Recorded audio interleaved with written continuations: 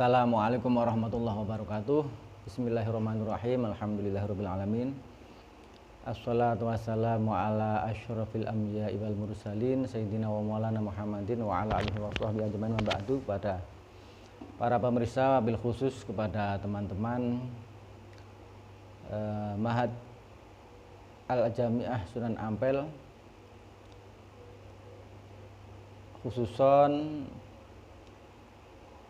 Fakultas Tarbiyah kelas Q yang saya banggakan dan saya hormati. Dalam kesempatan ini kita akan melanjutkan materi yang beberapa saat kita terhenti. Selanjutnya dalam kesempatan ini kita akan membahas tentang masalah puasa, yakni kita bisa buka halaman 133 kitab Adabut Thalibin yang membahas tentang Al-Muqaddimah Fisyam, ini permulaan terkait dengan puasa. Langsung saja nanti saya bacakan, kemudian saya terjemahkan, bisa disimak dan sekali lagi buka halaman 133. Bismillahirrahmanirrahim. Al-Muqaddimatu Fisyam, bab permulaan tentang puasa atau muqaddimah puasa. Ta'rifus syiyam, definisi puasa. Asyamu lughatan huwa al-imsaku wa yusta'malu fi kulli imsakin kalaman kana au aman. Asyam atau puasa secara bahasa adalah al-imsak, menahan. Wa yusta'malu fi kulli imsakin, dan juga dipakai dalam setiap pengertian yang memiliki makna imsak atau mencegah. Kalaman kana au aman, baik itu ucapan maupun makan. Jadi menahan makan atau menahan diri dari berbicara. Kama qala Allah Ta'ala fi hikayatan an Maryam alaihissalam, sebagaimana firman Allah menceritakan tentang Dewi Maryam alaihissalam. A'udzubillahi minasyaitonirrajim. Inni nadartu lirrahmani shauman. Sungguhnya aku bernadar kepada Allah Zat yang Rahman untuk menahan diri. Maksudnya apa? Imsakan wasukutan anil kalam, yakni mencegah atau menahan atau diam dari berbicara. Ini ayat 26 surat Maryam. Wa amasyamu syar'an bahwa imsakun anil muftirati min tulil fajri ila ghurubi syamsi ma'aniyah. Adapun syam atau saum, puasa secara secara terminologis atau secara istilah atau secara syar'i, pengertian syara, yakni menahan diri dari perkara-perkara yang membatalkan, dimulai dari munculnya fajar, yakni pagi, sampai terbenamnya matahari disertai dengan niat. Yakni sekali lagi menahan dari perkara yang membatalkan. Nanti akan kita jelaskan apa saja yang membatalkan membatalkan puasa, mulai dari terbit fajar sampai terbenamnya matahari disertai dengan niat. Itulah definisi daripada puasa. Tarikhu tasyri'is syiyam, sekarang membahas tentang sejarah disyariatkannya puasa. Laqad bada'a syiyamu fi awalil Islam bi syiyami thalathati ayyamin min kulli syahrin wa bi syiyami yaumi asyura. Sesungguhnya di awal Islam bahwa puasa ini dimulai dengan cara tiga hari puasa setiap bulan, yakni ayamul bid. Jadi ketika pertengahan bulan tanggal 13, 14, 15, dan juga puasa hari Asyura atau bulan Muharram tanggal 10. Tsumma nazala qoulu ta'ala kutiba 'alaikumus syamu kama kutiba 'alal ladzina min qablikum la'allakum tattaqun. Kemudian turunlah ayat kutiba 'alaikumus syam, ini surat Al-Baqarah 183. Diwajibkan atas kamu berpuasa sebagaimana diwajibkan atas umat-umat sebelummu supaya engkau menjadi orang yang bertakwa. Wa kana man syaa shoma wa man syaa aftara. Maka puasa yang 3 hari tadi tiap bulan dan puasa Asyura ini dibolehkan untuk dilakukan ataupun tidak. Wa fi riwayatin an Aisyah anha qalat.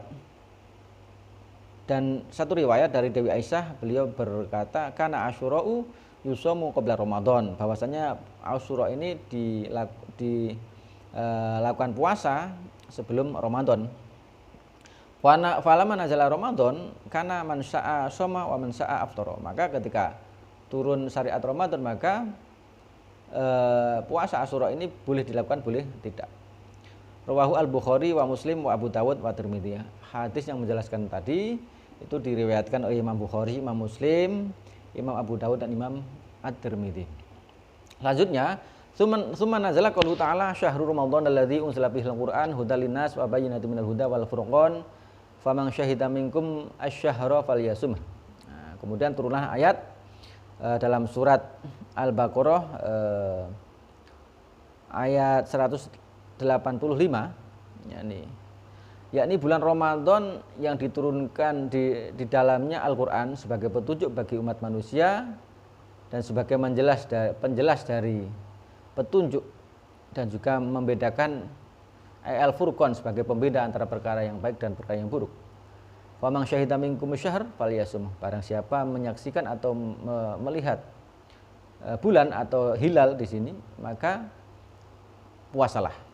Nah, setelah ayat ini turun, wa ba'da dzalika syamu ramadhana wajiban. Maka setelah ini ayat ini turun, maka puasa Ramadan menjadi wajib ala kulli man syahida asyhara, bagi setiap orang yang menyaksikan bulan madama qadiran ala syiyam, selama dia mampu menunaikan puasa. Wa hadza li annahu lamma nazalat al ayah hawalal ladzina yutiqunahu fidyatun tu'amu miskin. Nah, hal tersebut, jadi puasa ini bagi orang yang mampu dan juga melihat bulan ini karena adanya ayat walal ladzina yutiqunahu fidyatun tu'amu miskin pada ayat surat Al-Baqarah ayat 184 sebelum dari syahrul ramadhan alladzi unzila fil Qur'an ada walal ladzina yutiqunahu fidyatun tu'amu miskin. Nah, ini kana asyamu liman lam yasukku alaihi wa man yasukku alaihi wa arada ayuftira fa mimman yutiku ayufdiya bi it'amil miskin likulli yaumin. Nah, maksudnya ketika dalam masa ini puasa ini bisa diganti dengan fidyah. Maksudnya apa? Ketika ayat syahrul ramadhan alladzi unzila fihil Qur'an dan wa 'alal ladzina yutiqunahu fidyatun tu'amu miskin, puasa Ramadan ini bisa dilakukan bagi orang yang mampu, tidak berat. Dan bagi orang yang berat dan kemudian dia menghendaki untuk tidak puasa, maka bagi orang yang mampu, yakni dia harus boleh atau boleh di sini harusnya ayufdiya bi it'amil miskin, maka dia harus mengeluarkan fidyah, mengeluarkan makanan pokok untuk orang miskin setiap hari. Likulli yaumin. Jadi setiap hari harus mengeluarkan fidyah. Kalau sekarang fidyah ini ukurannya 1 mud atau sekitar kurang sedikit ya, 7 on kurang sedikit. Dulu ketika belum ditegaskan puasa Ramadan ini wajib bagi siapapun, dan pengecualian orang-orang yang ada udzur nanti. Tsumma nasakhotha al ayah wa antasumu khairul lakum fa amara bisyam. Nah, kemudian keterangan ayat di atas tadi itu dihapus, dinusah dengan ayat selanjutnya, yakni Al-Baqarah juga 184, wa antasumu khairul lakum, akan tetapi puasa itu lebih baik atasmu. Fa amara bisyam, maka diperintahkan untuk puasa. Jadi puasa ini, Ramadan ini disyariatkan dengan melalui tahapan-tahapan. Tadinya puasa Asyura dan puasa Ayyamul Bid, baru kemudian puasa Ramadan. Puasa Ramadan awal-awalnya tidak tegas dalam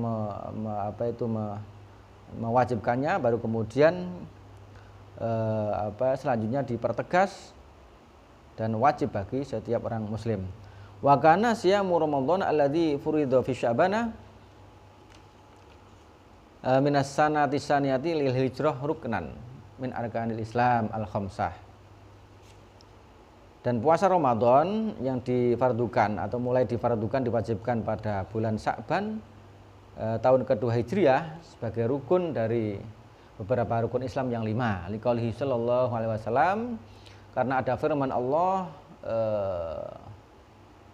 karena ada hadis dari Rasulullah sallallahu alaihi wasallam, bunyal Islamu ala khamsin syahadati alla ilaha illallah wa anna Muhammadar Rasulullah wa iqamis shalah wa ita'iz zakah wal haji wa shaumi Ramadan rawahu al-Bukhari wa Muslim wa ghairuhu. Puasa Ramadan kemudian diwajibkan secara tegas bulan Sya'ban pada tahun kedua Hijriah. Ini karena adanya sebuah hadis dari Kanjeng Nabi yang mana beliau bersabda bahwasanya Islam ini dibangun atas 5 hal, 5 perkara. Yang pertama apa? Syahadati alla ilaha illallah, syahadat kepada Allah, wa anna Muhammadar Rasulullah, dan syahadat bersaksi bahwa Nabi Muhammad adalah utusan Allah. 1. Wa iqamis shalah, dan kemudian menunaikan zakat, menunaikan salat atau mendirikan salat, wa ita'iz zakah, mengeluarkan zakat, wal haji, dan haji. Yang kelima adalah shaumi Ramadan. Nah, ini yang kemudian kita kenal dengan rukun Islam. Hadis ini diriwayatkan oleh Bukhari dan Muslim dan yang lainnya.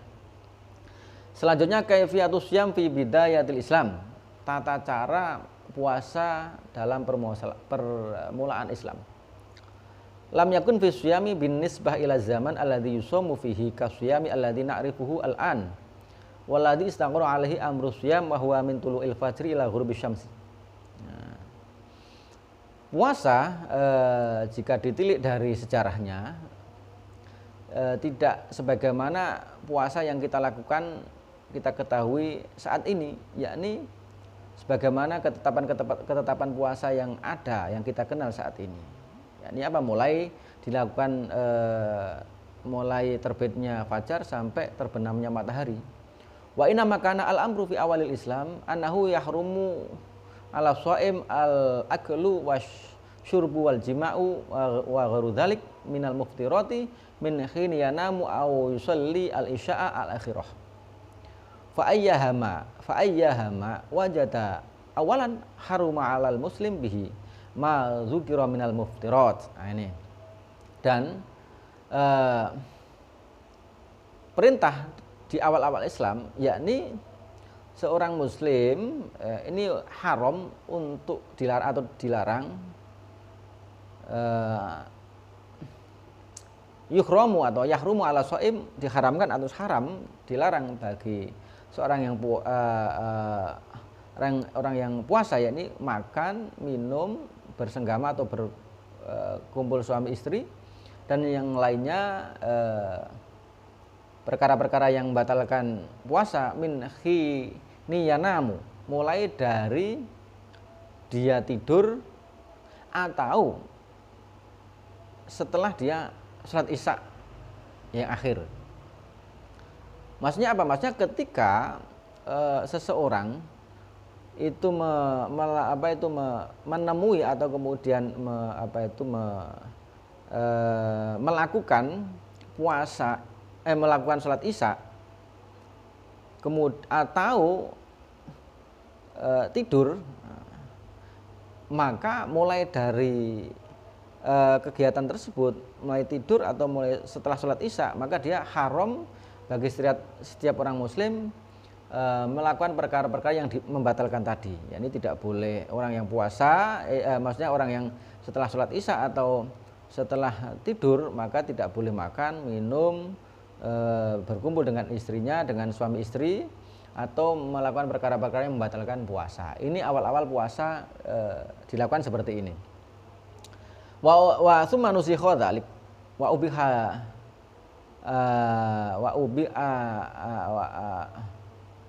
wa ubiha lil insan at-ta'am wasyarabu wal jima'u ila tulil fajri sawaun nama qabla dzalik amla. Maka kemudian penjelasan atau kemudian apa itu syariat Islam yang seperti ini dinusah, dihapus, dan kemudian diperbolehkanlah bagi setiap muslim untuk makan, minum, berkumpul dengan istrinya, dengan suaminya, bersenggama sampai munculnya atau terbitnya fajar, baik dia itu tidur atau belum. Maksudnya kalau tadi orang yang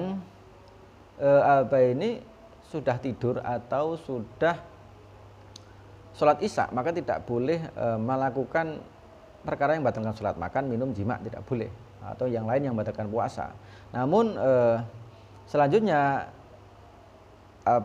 syariat yang seperti itu dinusah dengan cara apa? Dengan cara puasa dilakukan setelah tulu'ul fajri, terbitnya fajar. Makanya sebelum fajar masih boleh makan, boleh minum, boleh berkumpul dengan pasangan atau suami atau istrinya. Sekarang hukum tariki syami Ramadan, hukum bagi orang yang meninggalkan puasa Ramadan. Nah, ini bagaimana hukumnya? Puasa Ramadan kan wajib. Terus bagaimana bagi orang yang meninggalkan ini? Idza taraka al-muslim asyama bi udhrin fala syai'a alaihi wal a'dzar al-mubihah lil fitri sayati bayanuha. Wa ma idza taraka asyam bi ghairi udhrin fa imma ayat rukahu juhudan wa imma ayat rukahu kaslan. Ketika seorang muslim, orang Islam meninggalkan puasa atau tidak melakukan puasa dengan cara karena disebabkan uzur, alasan tertentu yang diperbolehkan syariat, maka tidak masalah ini. Sebagaimana orang yang sakit tidak kuat untuk puasa, atau dalam musyafir, ya, ini, atau bagi seorang ibu sedang menyusui atau sedang mengandung, ini dalam konteks tertentu bisa untuk tidak puasa. Ini tidak masalah. Cuma nanti konsekuensinya ada yang ganti, ada yang dengan fidyah, atau ada yang wajib mengontoni. Adapun alasan-alasan al-adzar, alasan yang diperbolehkan untuk tidak puasa akan dijelaskan selanjutnya. Adapun orang yang meninggalkan puasa tanpa uzur, tanpa alasan yang jelas secara syariat, maka ada dua kemungkinan. Ada kalanya dia meninggalkan puasa karena dia melawan syariat, juhudan, dan ada kalanya meninggalkan puasa karena malas untuk melaksanakan atau menunaikan ibadah puasa. Nah, sekarang akan kita jelaskan dua tipikal orang yang meninggalkan puasa tanpa uzur ini.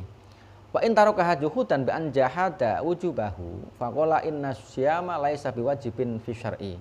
Fa hadza kafirun murtadun li annahu ankara amron mujba'an alaih wa ma'luman minad dini bil darurah wa ruknan min arkanil Islam. Maka apabila orang meninggalkan puasa karena juhud, menentang kepada syariat, menantang kewajiban syariat, sebagaimana dia mengatakan bahwa puasa itu tidak wajib, bukan kewajiban syariat puasa itu, maka orang seperti ini dihukumi kafirun, murtadun. Kafir dan murtad. Kenapa? Dia mengingkari atau melawan sesuatu yang mujma' alaih, sesuatu yang disepakati seluruh umat Islam, mulai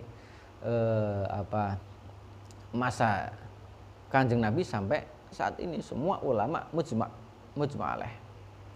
Dan sudah makluman minaddin bin darurah, sudah sesuatu yang maklum bin darurah, secara otomatis dalam permasalahan agama ini sesuatu yang sudah maklum, sudah diketahui secara maklum. Dan ini sebagai rukun Islam dari beberapa rukun Islam yang lain. Sebagaimana kita sebutkan tadi, ada 5 rukun Islam, ada syahadat, sholat, zakat, haji, dan puasa. Dan puasa ini termasuk rukun Islam. Bila menentang ini maka dia kafir murtad, tidak dihukumi Islam. Wa yutarot tabu ala riddatihi hadhihi kullu ma yutaratabu alal murtad fi malihi wa zaujatihi wa wujubi qatlihi wa liriddatihi wa ghairi dzalik min umuri huslihi wa takfinihi wa dafnihi fi madafinil muslimin. Maka orang yang menentang puasa, menentang juhud tadi, jadi menentang disyariatkannya puasa ini, maka dihukumi murtad, dihukumi kafir dan murtad. Maka hukum murtad berlaku bagi dia, atas dia.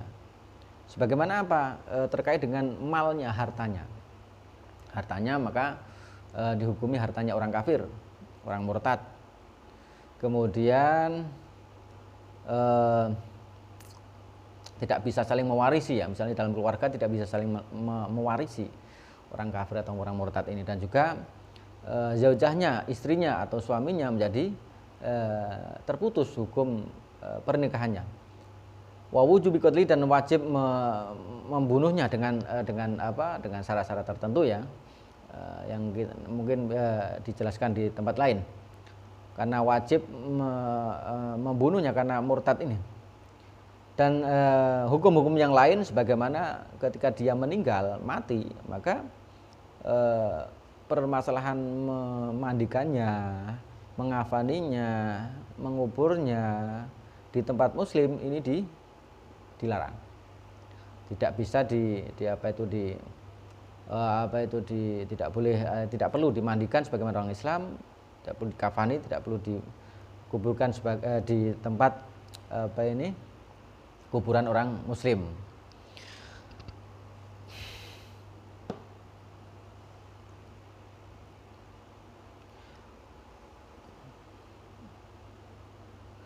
Wala yustasna min hadza illa man kana haditsal ahdi bil Islam. Nah, namun pengecualian orang yang masih tadi dihukumi orang yang menentang ajaran Islam, syariat Islam, itu tidak ada kecuali melainkan bagi orang yang masih baru masuk Islam. Bi an aslama mundu zamanin qaribin walam yatamakan fihi min ta'allumi ahkamis siyam au kana hadzal jahid ba'idan anil ulama kaman nasya'a fi badiyatin masalan. Walam yatamakan min antal ayyal taqya ahadan minal ulama yas'aluhu wa yata'allamu minhu. Nah, orang yang menentang hukum syariat puasa kafir dan murtad. Nah, ini dikecualikan baru bagi orang yang baru masuk Islam, belum sempat dia belajar agama Islam, belum sempat untuk belum ada kesempatan untuk belajar hukum puasa, atau dikecualikan bagi seorang yang jahid menentang syariat puasa karena dia jauh dari ulama.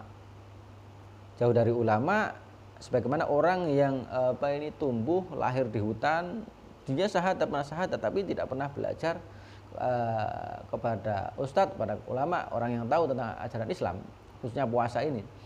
Jadi setelah syahadat dia kemudian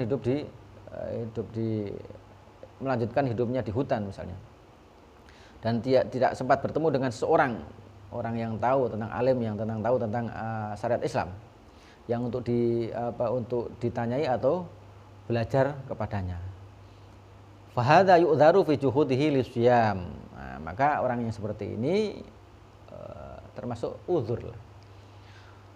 Tidak dianggap dia itu menentang Islam karena memang tidak ada ilmu sama sekali, tidak tahu sama sekali tentang hukum daripada puasa. Wa yu'allamu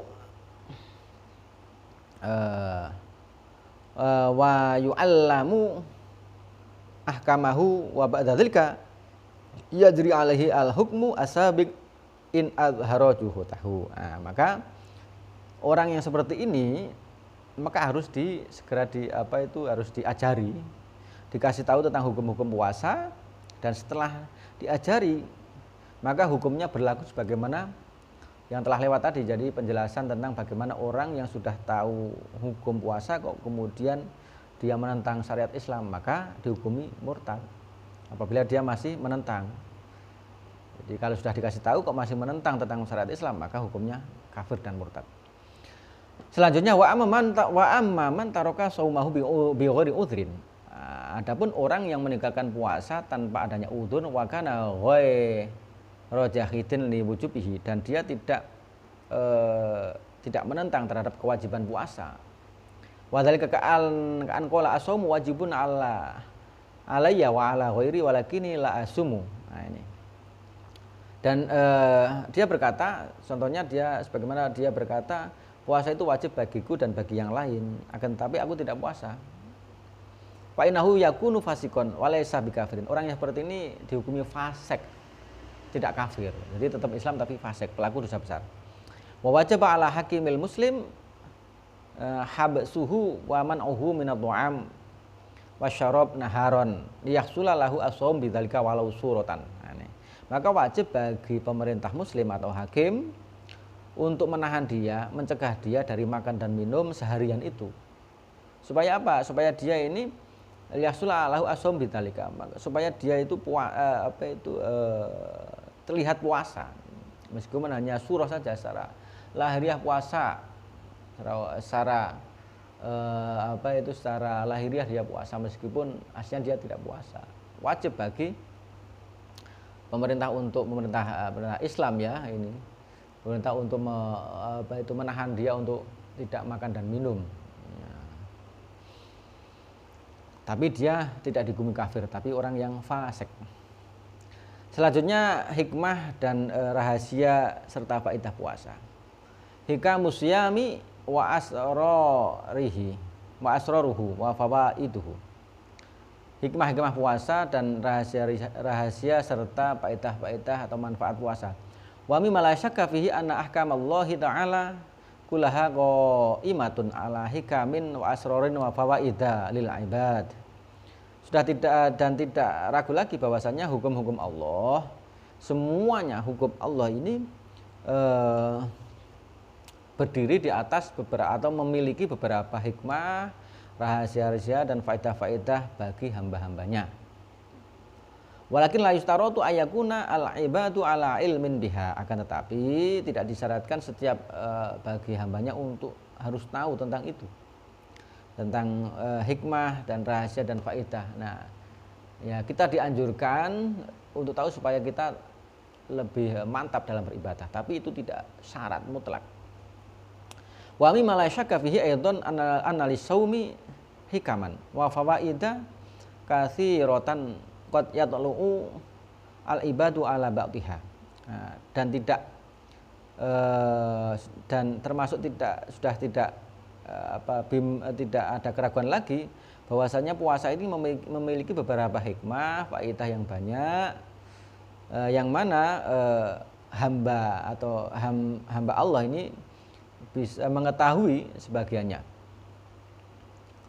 Waya mengko al-katsir minha khafiyan alaihim, dan sebagian yang lain ini masih samar, masih belum banyak diketahui. Jadi hamba atau umat Islam kadang sudah tahu beberapa faedah atau rahasia daripada puasa, hikmah puasa, dan sebagian yang belum tahu ya, tentang rahasia-rahasia itu. Wa min hadhil hikam wal fawaid allati yumkinu yastashfaha al muslimu wa yalummaha fi saumi ma yali. Dan hikmah-hikmah ini dan faedah-faedah ini yang mungkin bagi orang Islam untuk mengumpulkan ayalumaha, mengumpulkan atau mengetahuinya. Jadi faedah-faedah puasa sebagaimana akan disampaikan ini. Yang pertama yakni wasaum, faedah atau hikmah daripada puasa. Ciri-ciri daripada puasa yang pertama adalah wasaumu madrasatun khuluqiyatun.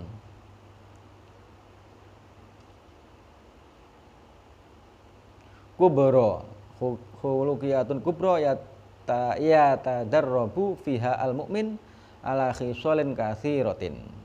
Nah, puasa ini adalah madrasah, sekolahan,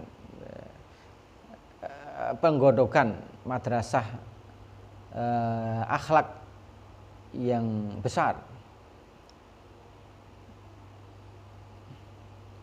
yang mana seorang mukmin bisa melalui atau bisa mencoba atau intinya puasa ini adalah sebagai madrasah akhlak yang besar, yang setiap mukmin bisa mendapatkan ini dalam beberapa hal, atau mendapatkan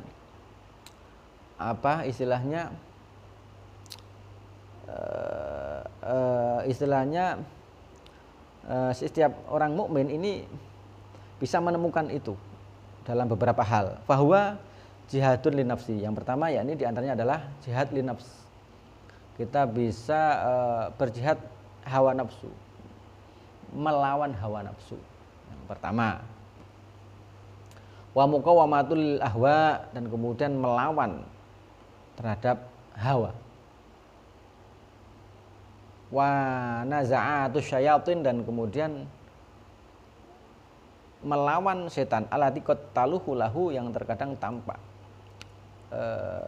Melawan setan yang terkadang tampak di hadapan kita. Ya, setan ini kan wujudnya macam-macam, dan itulah yang kemudian bisa mengganggu kita. Nah, dengan puasa kita bisa melawan itu. Wa yata'awwadu bi al-insan khalqa sabri alama qad yukhramu minhu, dan juga dengan puasa seorang muslim, seorang mukmin membiasakan, seorang insan membiasakan diri memberlakukan kesabaran, atau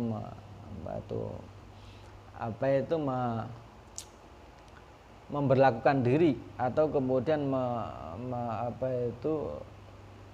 bersabar lah intinya.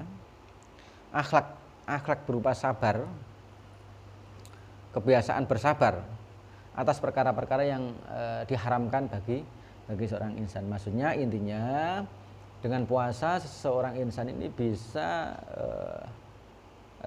menjaga kesabaran untuk tidak melakukan perkara-perkara yang haram. Warwaih tahiju asharati ma'idatihi, dan juga ini nih, wa alal ahwa wasyada'id allati qad yuta'arradu laha qad yata'arridu laha. Dan juga dengan puasa seorang insan bisa melawan keinginan-keinginan yang begitu dahsyat, yang terkadang ya qad yata'arradu laha, yang terkadang ini menyerang kita, atau terkadang keinginan-keinginan yang dahsyat untuk melakukan keburukan ini menampak dalam di hadapan kita, atau keinginan yang besar yang mencoba menyerang, atau kemudian memaksa kita untuk melakukan itu. Kita bisa menahan itu dengan puasa. Idh yajidu al-ta'am asyahi yudbahu amamahu, dan juga bisa menahan diri ketika ada sebuah makanan yang dimasak di depan kita. Kita bisa menahan diri untuk tidak kepingin itu. Warwaih tahiju asharati ma'idatihi, dan juga aroma-aroma yang sedap yang bisa bisa menggoda, atau bisa menggerak-gerakkan isi perut kita lah. Isi perut kita itu tergerak-gerak ketika mencium bau yang sedap. Kita bisa menahan diri. Wal ma'i al-azbi al-baridi yataraqu fi nadhirihi, dan juga bisa menahan diri ketika melihat air yang seger, yang dingin, yang sejuk, yataraqu fi nadhirihi, memancing atau menggoda mata kita atau matanya insan. Ketika melihat sebuah minuman yang seger, es di siang hari, kita bisa menahan diri. Wayam tani uminu dan bisa mencegah dari hal tersebut. Muntadhiron waqtal idzni arabani bitanabulihi. Kemudian menunggu sampai waktu diizinkan oleh syariat untuk makan semua itu. Jadi intinya puasa ini hikmahnya, rahasianya, faedahnya bisa menahan, bisa membentuk kita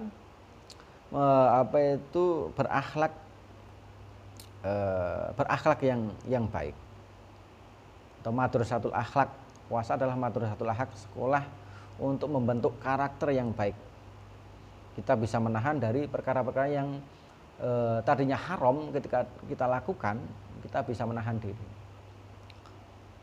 Selanjutnya rahasia atau siri atau kemudian hikmah daripada puasa dan faedahnya, yakni yang kedua, wasomu yu'allimun nizam wal indibat.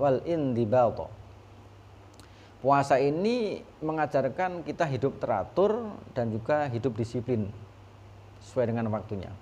Li'annahu yujbiru as-shaim ala tanawuli ta'am masyarab fi waqtin muhaddatin wa mawa'idin muayyanin. Karena apa? Karena puasa ini memaksa seorang yang puasa untuk mengambil makanan dan minuman pada waktu yang telah ditentukan dan masa yang sudah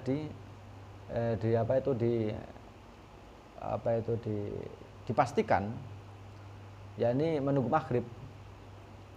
Wasom yushairu bi wahdatil muslimin al khisyah fil masyariqi wal maghrib.